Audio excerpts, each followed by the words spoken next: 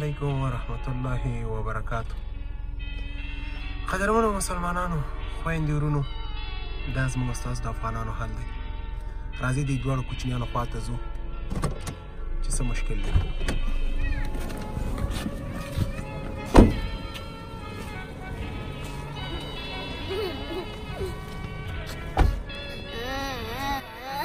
چراغ ګران دی بچې. سلام علیکم. مانده نشي، ستړی مه سئ، خبرې وکړه راسره، ستړی مه سئ. ولې جاړې؟ ستا نوم څه شی دی؟ څه شی؟ نوم دې شی؟ ته ما ته وګوره. اوی دا څومره ښایسته جنۍ ده، ته ما ته وګوره. د ډیران بغل کې زما افغانه ماشومه ناسته. څرنګه خپلو بچو ته نظر کوو، دې ته باید هم نظر وکړو. ما ته وګوره بچی. نوم دې څه دی؟ چپلقه څه دی؟ څه شی؟ څه شی؟ ولې جاړې؟ ما ته وګوره بچی، ته ما ته وګوره. ستا نوم څه شی دی بچی؟ څه شی؟ ښه راځه چې ځو، تاسو ته چپلقې والم او بنګړي درته والم. بنګړي دواړه معذوره دي بېچارهګان، دواړه. راځه چې ځو دواړه ګاډي کې، تا ته چپلقې والم، کالي م والمه، بنګړي م درته والم. یو خندا خو وکړه که نه. راځئ.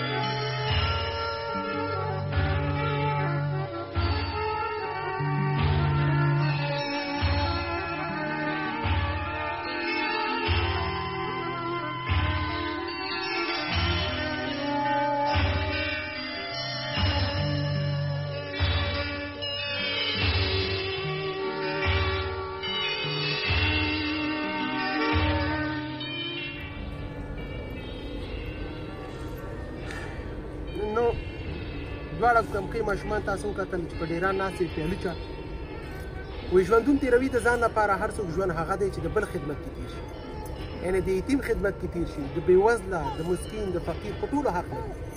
د دې ژوند دا خیمه ده، په دې کې اوړی ژمی تېروي. دا یتیمان دي، د دوی څوک نشته، موږ تاسو مسلمانان یو، د دې پر موږ تاسو حق لري. د دې دپاره 2 جوړه کالي دواړو کورګانو ته ښه په دې پام کوه، دا معذوري دي. رونا بنګړي صحیح شو، دا هم صحیح شو. نو دوی دپاره بنګړي د خوراک سودا ټوله ورته خوري د نړۍ ټولو مسلمانانو ته دعا کوه زموږ دوستان ملګري مسافر وروڼه ورسره ټول خدای پاک د ټول صورت جمله مسلمانانو سره د خدای پاک زموږ او ستاسې وسیله وکړي خدای دې ورسره ښه وکړي خدای پاک چې موږ سره په امت کې خدای د دوی سره د خدای وکړي خدای دې ورسره ښه وکړي خدای پاک دې جمله نو قدرمنو دوستانو دا د نن ورځې خپرونه وه د یتیمو سره او په دې خدمت کې اوسېدل یعنې ډېر خفګان یعنې ډېر خفه خو خیر په دې حال هم شکر د الله نه ډېر شکردار یم تر بلې خپرونې ستاسو په درانه چوپړ کې بیا درېږم د الله په امان